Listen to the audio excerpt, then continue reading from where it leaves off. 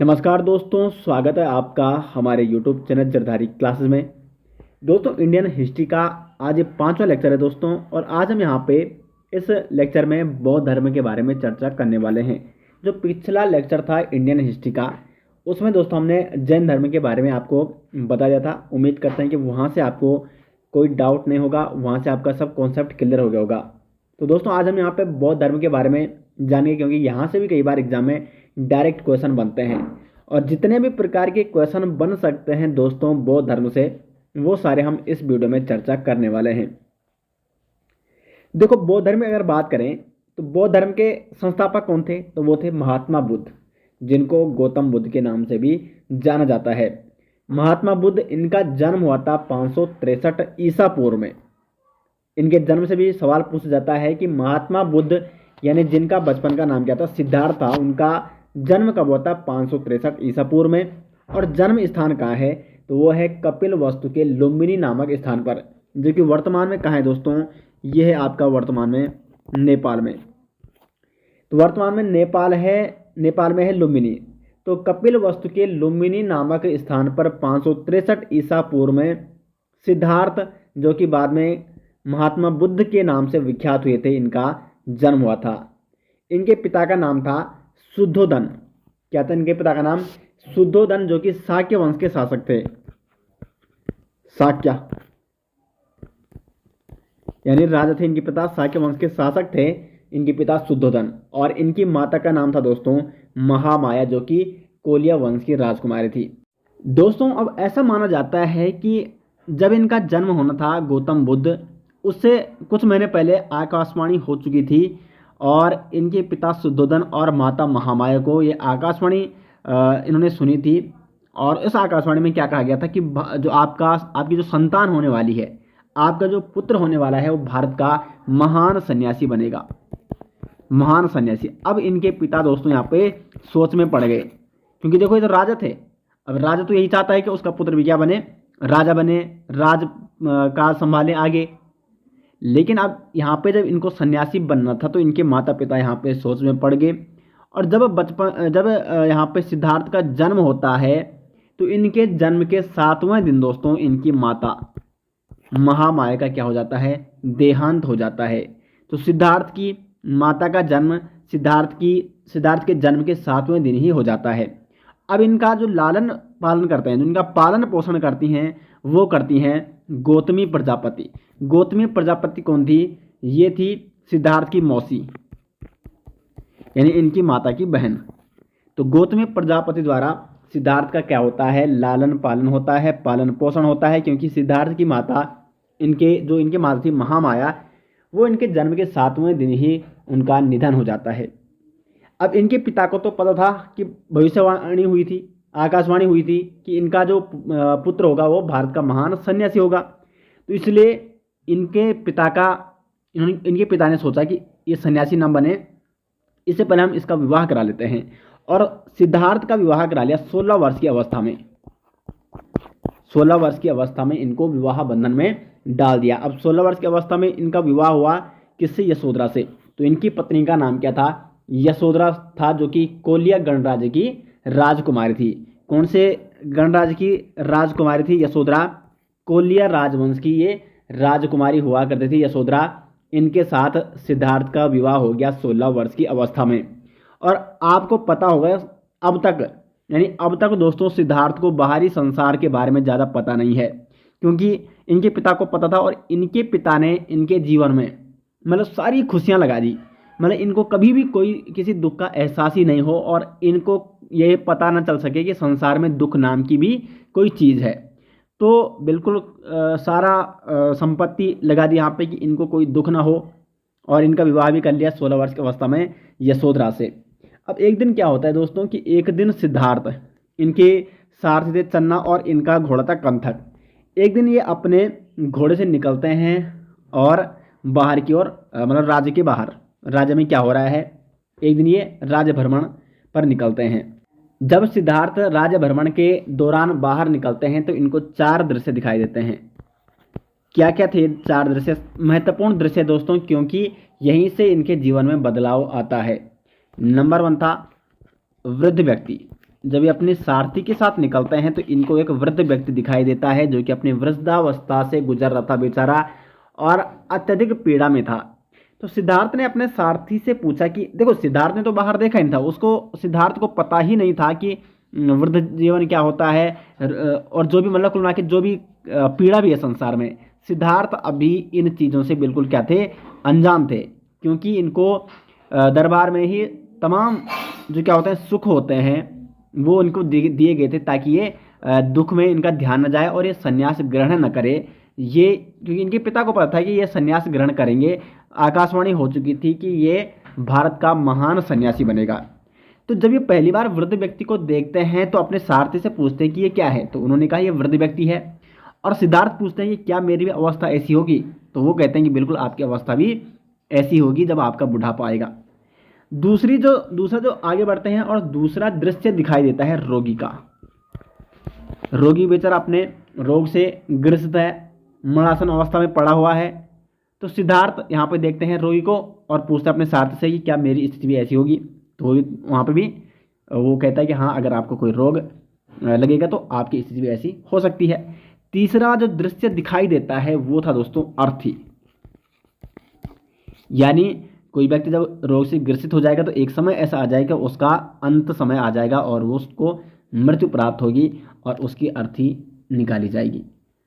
चौथा जो इन्होंने दृश्य देखा वो था सन्यासी का, और जब इन्होंने ये सन्यासी व्यक्ति देखा तो ये बिल्कुल अपने ध्यान में मग्न, भगवान की उसमें लगा हुआ है, आराधना में लगा हुआ है। इसको संसार से कोई लेना देना नहीं है, इसको कोई कष्ट नहीं है। क्योंकि देखो सन्यासी कैसे बैठ रहता है, बिल्कुल अपने ध्यान में मग्न रहता है, संसार से ज़्यादा कोई लेना देना नहीं है। सुख दुख क्या है कुल मिला के इसके बारे में ज़्यादा नहीं सोचता है। तो सन्यासी जीवन देखा सिद्धार्थ ने और वहीं से इन्होंने मन बना लिया था कि अब मैं भी यहाँ पे सन्यासी बनूंगा, मुझे भी गृह त्याग करना है। और ये वापस आते हैं दोस्तों, और उसी समय ठीक है 29 साल की अवस्था में ये क्या करते हैं, गृह त्याग करते हैं।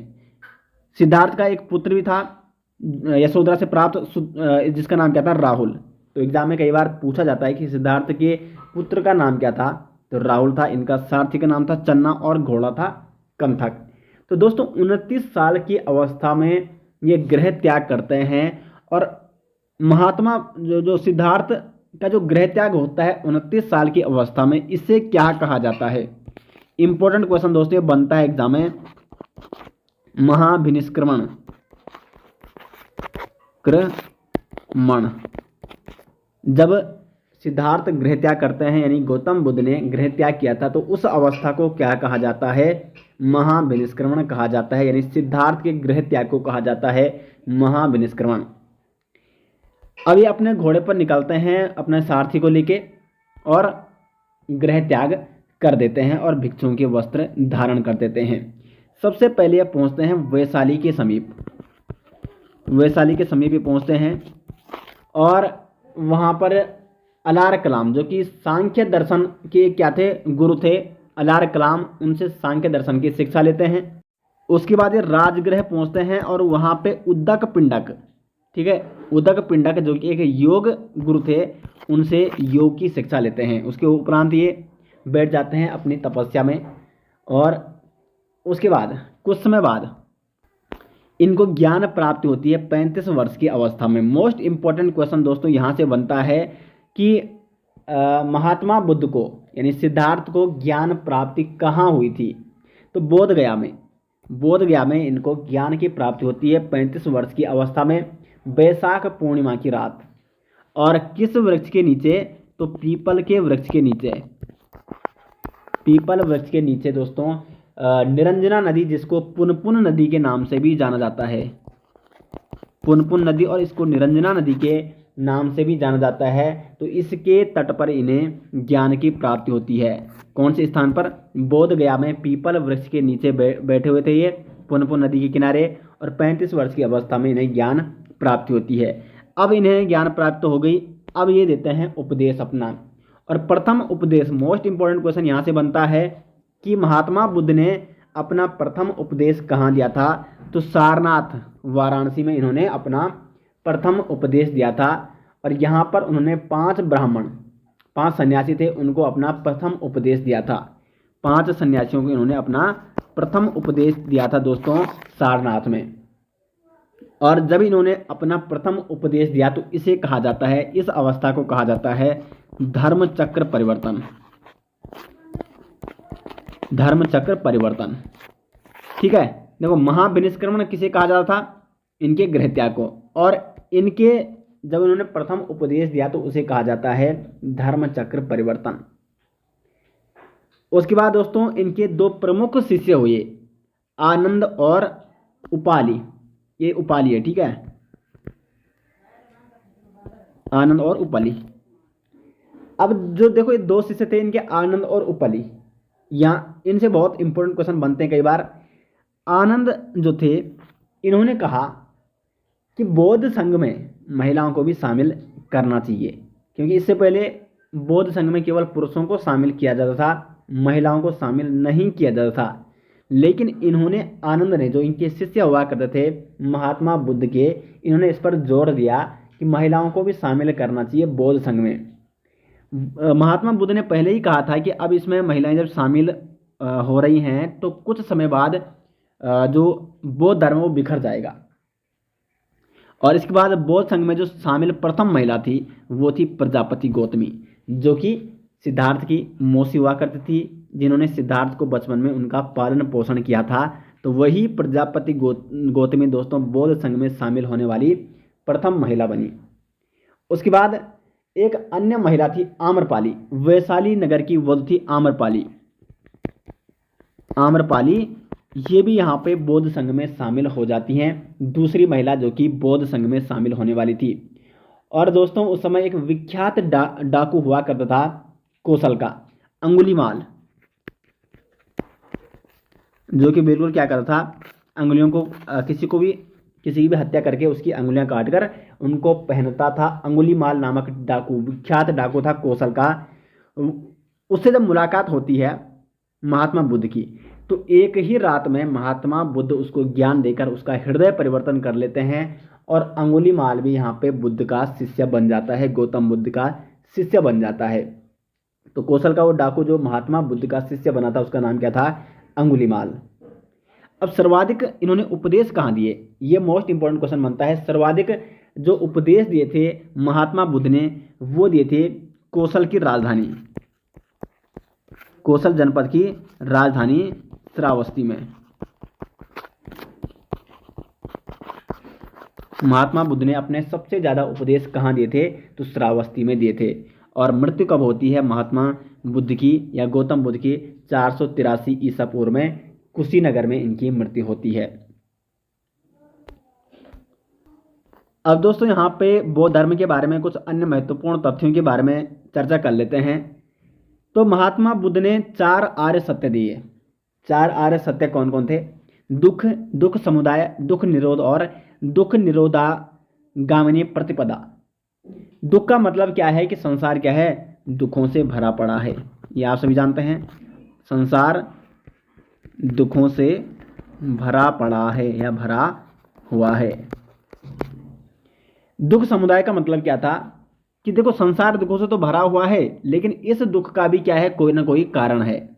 जैसे अज्ञानता दुख का कारण हो सकती है, कोई अज्ञानी व्यक्ति है, तृष्णा है जिसके मन में, वो भी एक दुख का कारण हो सकता है। तो उसे कहा गया दुख समुदाय, दुखों का जो कारण है उसे कहा गया दुख समुदाय। तीसरा जो आर्य सत्य था वो था दुख निरोध, यानी क्या है?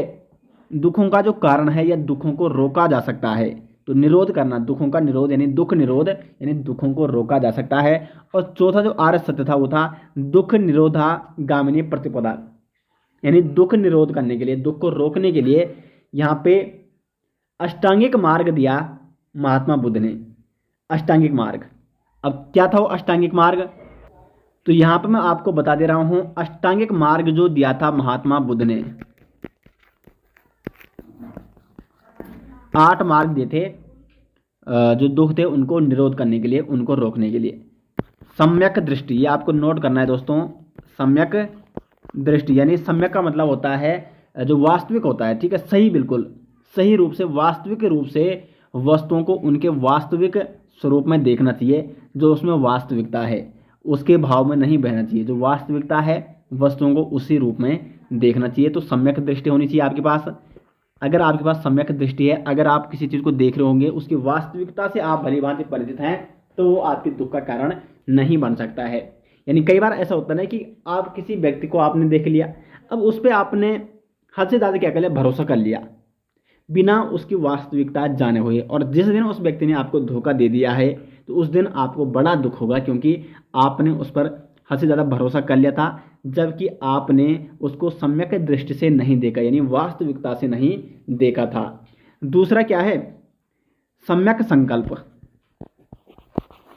सम्यक संकल्प इसका मतलब होता है कि जो भौतिक सुख है हमारे आसपास, उनके प्रति क्या है, जो आकर्षण होता है हमारा, उसको हमने त्याग करना है, उसका त्याग करना है। यानी हमें बिल्कुल सही क्या लेना है, संकल्प लेना है कि जो भी भौतिक गुण है उनका बिल्कुल हमें क्या करना है, त्याग करना है, उनकी ओर हमें आकर्षित नहीं होना है। तो अगर आप ऐसा करते हो तो ये भी क्या है, आपको दुख नहीं होगा। तो दुख को निरोध करने के लिए दो मार्ग हो गए। तीसरा मार्ग क्या था अष्टांगिक मार्ग में, ये था सम्यक वाक। वाक का मतलब होता है आपकी वाक्पटुता, आपका बोलना, तो यानी सदा बिल्कुल सही बोलना, सदा सच बोलना सम्यक वाक कहलाता है। और चौथा क्या है आपका यहाँ पे, सम्यक कर्मांत।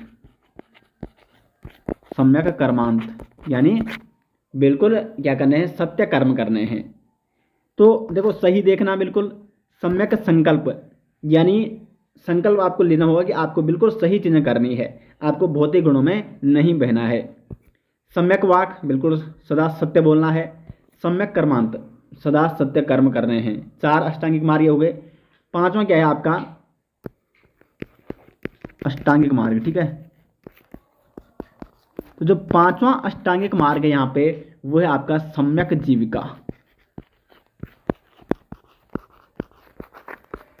सम्यक जीविका यानी जो आपकी आजीविका है, यानी जब आप कहीं पैसे कमा रहे हो, जो आपकी आजीविका है, तो सदाचार पूर्वक आपको वो आजीविका अर्जित करनी है। ऐसा नहीं कि आप कहीं लूटपाट कर रहे हो, या कहीं घूसखोरी कर रहे हो, या कहीं गलत काम करके आजीविका ग्रहण कर रहे हो, अर्जन कर रहे हो। तो बिल्कुल क्या है, सदाचार पूर्वक आपको अपनी आजीविका अर्जित करनी है, तो आपको दुख नहीं होगा। छठा यहाँ पे सम्यक व्यायाम। व्यायाम यानी नैतिक, मानसिकता और आध्यात्मिक उन्नति आपकी होनी चाहिए। सतत प्रयत्न आपको करना चाहिए, आध्यात्मिक उन्नति का, नैतिकता का और मानसिक उन्नति का आपको सतत प्रयास करना चाहिए, जिसे कहा गया सम्यक व्यायाम। 7वां यहाँ पे सम्यक स्मृति। सम्यक स्मृति यानी जो मिथ्य धारणाएं हैं उनका आपको परित्याग करना है, और वास्तविक धारणाओं का आपको स्मरण करना है। तो बिल्कुल सही स्मृति होनी चाहिए आपकी, यानी जो आप स्मृति का मतलब होता है जो आप याद करते हो, जो आप धारणाएं स्मरण करते हो, वो बिल्कुल सही धारणाओं का स्मरण कीजिए, जो गलत धारणाएं हैं उनका त्याग कीजिए। तो ये भी क्या है, दुखों का एक निरोध है। और अंतिम जो अष्टांगिक मार्ग था वो था सम्यक समाधि। सम्यक समाधि यानी मन की एकाग्रता, बिल्कुल मन की एकाग्रता में आपको बैठ जाना है। तो ये अष्टांगिक मार्ग दिए दोस्तों महात्मा बुद्ध ने दुख निरोध हेतु, यानी जो दुख है यहाँ पे उनका निरोध किस प्रकार से, उनको किस प्रकार से रोका जाए, लाइफ में दुखी ना हो आदमी, तो उसके लिए अगर इन अष्टांगिक मार्ग में आदमी चलता है तो उसको दुख नहीं होगा। ये महात्मा बुद्ध ने अष्टांगिक मार्ग दिए थे। उसके बाद दोस्तों बौद्ध धर्म के त्रिरत्न कौन से हैं, मोस्ट इंपॉर्टेंट क्वेश्चन बनता है। बुद्ध धम्म संघ, ये त्रिरत्न दिए महात्मा बुद्ध ने। तो बौद्ध धर्म के त्रिरत्न कौन से हैं, तो बुद्ध, धम्म और संघ। बौद्ध धर्म के त्रिपिटक, इसके बारे में अभी हम तब चर्चा करेंगे, पहले हम बौद्ध धर्म की संगीति के बारे में चर्चा कर लेते हैं। बौद्ध धर्म की संगीति यानी जो सभा होती है, तो 4 सभाएं या 4 संगीतियां हुई हैं दोस्तों बौद्ध धर्म में, और इन संगीतियों से कई बार एग्जाम में डायरेक्ट क्वेश्चन पूछा जाता है। तो जो बौद्ध धर्म की प्रथम संगीति हुई थी, ये हुई थी 483 ईसा पूर्व में। इस समय ये कहाँ हुई थी, राजगृह में हुई थी। और इस समय कौन शासक था, तो वो था अजातशत्रु। अजातशत्रु की राजधानी राजगृह थी। तो अजातशत्रु में यहाँ अजातशत्रु के शासन काल के दौरान क्या होता है, 483 ईसा पूर्व में राजगृह में प्रथम बौद्ध संगीति का आयोजन हुआ था। अजातशत्रु ये हर्यक वंश का शासक है, ठीक है। हर्यक वंश की स्थापना कैसी होती है, इसमें इसका जो संस्थापक था वो था बिंबिसार, उसका पुत्र फिर अजातशत्रु हुआ, और फिर अजातशत्रु के बाद उदयनी हुआ जिसने अपनी राजधानी पाटलिपुत्र यानी पटना को बनाया था। तो इनके बारे में अभी हम आगे जानेंगे दोस्तों, जब मैं आपको हर्यक वंश के बारे में बताऊंगा, ठीक है। तो अभी आपको सिर्फ यहाँ पे बौद्ध धर्म की संगीतियों के बारे में ध्यान देना है। तो अजातशत्रु हर्यक वंश का एक शासक था, बिंबिसार का एक पुत्र था। तो अजातशत्रु के शासनकाल में 483 ईसा पूर्व में राजगृह में प्रथम बौद्ध संगीति का आयोजन किया जाता है, और इसकी अध्यक्षता किसके द्वारा की जाती है, महकश्यप के द्वारा। अब इस प्रथम बौद्ध संगीति में हुआ क्या था, इसमें 2 पिटक की रचना हुई। देखो यहाँ पे 3 पिटक है ना बौद्ध धर्म के, तो जो ये सुत्त पिटक है और विनय पिटक है, इसकी रचना ये प्रथम बौद्ध संगीति के दौरान ही हुई थी। सुत्त पिटक की रचना किसके द्वारा हुई थी, ये हुई थी आनंद के द्वारा। मैंने आपको बताया था ऊपर कि आनंद कौन था, आप अपने दिमाग में सोचिए कि आनंद कौन था, आनंद। और विनय पिटक की जो रचना की थी वो की थी उपाली ने। दोस्तों आनंद और उपाली जो कि महात्मा बुद्ध के 2 प्रमुख शिष्य थे, आनंद ने ही बौद्ध धर्म में बौद्ध संघ में महिलाओं को शामिल करने की क्या की थी, वो थी सिफारिश की थी। तो आनंद और उपाली ये बौद्ध महात्मा बुद्ध के क्या थे, 2 प्रमुख शिष्य थे। तो आनंद ने सुत्त पिटक की रचना की, उपाली ने विनय पिटक की रचना की प्रथम बौद्ध संगीति के दौरान। अब जो ये सुत्त पिटक है ये क्या है, तो इसमें महात्मा बुद्ध के उपदेश हैं, उनके पूर्वजन्म की कथा है जिसे हम जातक कथा कहते हैं, और बौद्ध धर्म का इंसाइक्लोपीडिया कहा जाता है सुत्त पिटक को, क्योंकि इसमें महात्मा बुद्ध के बारे में जानकारी है, महात्मा बुद्ध के जो उपदेश हैं वो उनकी जानकारी भी सुत्त पिटक में मिलती है, इसलिए इसको बौद्ध धर्म का इंसाइक्लोपीडिया कहा जाता है। जबकि जो विनय पिटक है इसकी रचना की थी उपाली ने, और इसमें क्या है, बौद्ध संघ में प्रवेश करने के नियम हैं। तो इन 2 पिटकों की रचना होती है प्रथम बौद्ध संगीति के दौरान। दूसरी जो बौद्ध संगीति है वो हुई थी 383 ईसा पूर्व में, ठीक है। सीधे इसमें 100 आप घटा सकते हो, यानी 100 साल बाद 383 ईसा पूर्व में वैशाली में।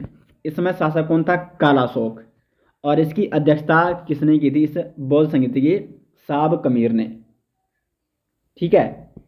अब इसमें ये क्यों प्रसिद्ध है, ये दूसरी बौद्ध संगीत, इसमें कोई ऐसा विशेष क्या है, मतलब कोई विशेष प्रसिद्धि नहीं है द्वितीय बौद्ध संगीत की।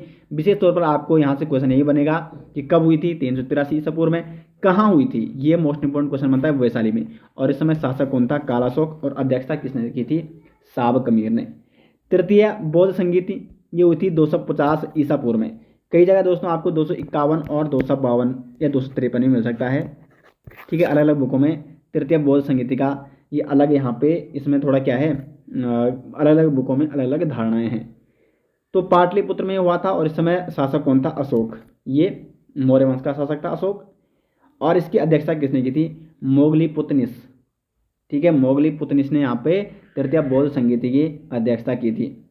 इस तृतीय बौद्ध संगीति के दौरान दोस्तों जो तीसरा पिटक है, अभिधम पिटक, ठीक है, अभिधम पिटक की रचना हुई थी तृतीय बौद्ध संगीति के दौरान। और इस मोगलीपुतनिस ने, जो कि अध्यक्षता कर रहे हैं तृतीय बौद्ध संगीति की, इन्होंने इस अभिधम पिटक की रचना की। अब इस अभिधम पिटक में क्या है, तो जो बुद्ध धर्म के जो भी उपदेश हैं, जो भी जानकारियाँ हैं, उनकी दार्शनिक व्याख्या की गई है इस अभिधम पिटक में।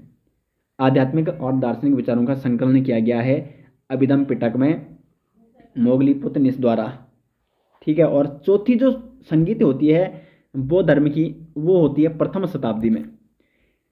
इस समय शासक कौन था, कनिष्क के शासनकाल में कुषाण वंशीय शासक था कनिष्क। अभी जब हम आपको कुषाण वंश के बारे में बताएंगे तो वहाँ पे कनिष्क के बारे में आपको जरूर पढ़ाएंगे। तो कनिष्क, कुषाण वंशीय शासक कनिष्क के शासनकाल में कुंडलवन कश्मीर में हुई थी चतुर्थ बौद्ध संगीति। और इसकी अध्यक्षता किसने की थी, तो इसकी अध्यक्षता की थी वसुमित्र ने। अब ये चतुर्थ बौद्ध संगीति काफ़ी प्रसिद्ध है। क्यों प्रसिद्ध है, क्योंकि यहाँ पे बौद्ध धर्म 2 भागों में विभाजित हो जाता है, विभाजन हो जाता है बौद्ध धर्म का 2 भाग में। एक भाग था हीनयान, ठीक है, हीनयान, और दूसरा था महायान। तो दो भागों में विभाजित हो जाता है बौद्ध धर्म, हीनयान और महायान। हीनयान जो कट्टरपंथी थे, यानी ये बौद्ध धर्म को उसी रूप में इन्होंने अपनाया था जैसे महात्मा बुद्ध के समय से चला हुआ आ रहा था। इन्होंने पाली भाषा को ही अपनाया था। और जो दूसरा महायान, इन्होंने कुछ परिवर्तन किए बौद्ध धर्म में, यानी जैसे कि पाली भाषा में महात्मा बुद्ध ने अपना उपदेश भी पाली भाषा में दिया था, लेकिन इन्होंने भाषा चेंज कर ली, क्योंकि समय के अनुसार इन्होंने अपनी भाषा में क्या कर लिया, परिवर्तन कर लिया। संस्कृत भाषा को इन्होंने अपनाया था। और इनके जो नेता थे वो थे नागार्जुन। फिर ये महायान दोस्तों, जो महायान था, जिसने क्या किया था, बौद्ध धर्म को कुछ परिवर्तनों के साथ अपनाया था। ये महायान भी आगे चलकर दो भागों में बंट गया, शून्यवाद और दूसरा था ब्रजयान। तो जो शून्यवाद था, नागार्जुन भी इसी को मानते थे, और जो ब्रजयान था, ये आगे चलकर ऐसा माना जाता है कि यही ब्रजयान बौद्ध धर्म के पतन का कारण भी बना। जो ये शाखा थी बौद्ध धर्म की, पहले बौद्ध धर्म दो भागों में बटा, हीनयान और महायान। फिर महायान भी दो भागों में बटा, शून्यवाद और ब्रजयान। क्योंकि जो ब्रजयान शाखा थी, इन्होंने क्या किया था, इन्होंने मदिरा, मूर्ति पूजा, वेश्यावृत्ति, इन सब की अनुमति दे दी थी। तो इसके कारण से यहाँ पे बौद्ध धर्म का पतन शुरू हो गया था। तो यहाँ तक दोस्तों आपको अच्छे से समझ में आ गया होगा। और हमने यहाँ पे बौद्ध धर्म के त्रिपिटकों के बारे में भी चर्चा कर ली है। बौद्ध धर्म की जितनी भी संगीतियाँ हुई है और उन संगीतियों को विशेष तौर पर किस उपलक्ष्य में याद रखा जाता है, उसके बारे में भी हमने यहाँ पे चर्चा कर ली है। अब आगे हम यहाँ पे जानते हैं कुछ महत्वपूर्ण, यहाँ पर मैं आपको फैक्ट बता रहा हूँ, बौद्ध धर्म से जुड़े चिन्ह। ठीक है, चिन्ह मैं आपको बता रहा हूँ बौद्ध धर्म से जुड़े हुए, ये आपको नोट करने हैं। जब देखो यहाँ पर मैं घटना लिख रहा हूँ और ये मैं आपको यहाँ पे प्रतीक चिन्ह बता रहा हूँ। तो जब यहाँ पे क्या हुआ था, गर्भ में थे महात्मा बुद्ध, तो इस समय का जो प्रतीक चिन्ह है वो है हाथी। नंबर 2 है जब इनका जन्म होता है तब प्रतीक चिन्ह है कमल। और नंबर 3 है जब ये यौवन अवस्था में रहते हैं, तो यौवन शक्तिशाली, तो इनका प्रतीक चिन्ह है उस समय सांड। ठीक है, गर्भ का प्रतीक चिन्ह क्या है, हाथी। जन्म का प्रतीक चिन्ह है कमल। यौवन का प्रतीक चिन्ह है सांड। उसके बाद गृह त्याग, जिसको क्या कहा जाता है, महाविनिष्क्रमण कहा जाता है, इसका प्रतीक चिन्ह है घोड़ा, क्योंकि ये घोड़े से चलकर जाते हैं, घोड़े से चलकर ये गृह त्याग करते हैं। तो गृह त्याग का जो प्रतीक चिन्ह है वो है घोड़ा। 5वां है ज्ञान प्राप्ति। तो ज्ञान प्राप्ति का जो प्रतीक चिन्ह है यहाँ पे वो है बोधि वृक्ष। बोधि वृक्ष यानी जिस वृक्ष के नीचे इनको ज्ञान प्राप्त हुआ था। और ये बोधि वृक्ष क्या था, तो पीपल का ये वृक्ष था जिसको बोधि वृक्ष के नाम से जाना जाता है। तो ज्ञान प्राप्ति पीपल के वृक्ष के नीचे हुई थी। तो ज्ञान प्राप्ति का प्रतीक क्या है, वो है बोधि वृक्ष यानी पीपल। 6ठा यहाँ पे प्रथम उपदेश। प्रथम उपदेश का जो यहाँ पे ये है चिन्ह वो है चक्र। 7वां यहाँ पे हो जाएगा समृद्धि। तो इसका जो क्या यहाँ पे प्रतीक चिन्ह है वो है शेर। 7 हो गए यहाँ पे।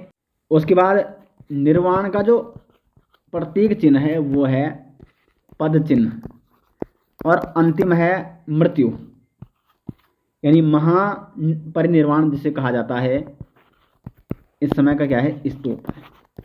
तो ये बौद्ध चिन्ह आपको दोस्तों प्रत्येक आपको नोट करने हैं, क्योंकि यहाँ से भी कई बार एग्जाम में क्वेश्चन बनते हैं। तो बौद्ध धर्म के बारे में दोस्तों काफ़ी डिटेल्स मैंने आपको यहाँ पे बता दिया है और यहाँ से आपका किसी भी प्रकार का प्रश्न नहीं छूट सकता है। उम्मीद करते हैं दोस्तों आपको यहाँ पे वीडियो पसंद आई और आपको हमारी हिस्ट्री की सीरीज़ कैसी लग रही है कमेंट बॉक्स में दोस्तों ज़रूर बताएं। मिलते हैं नेक्स्ट, तब तक के लिए धन्यवाद।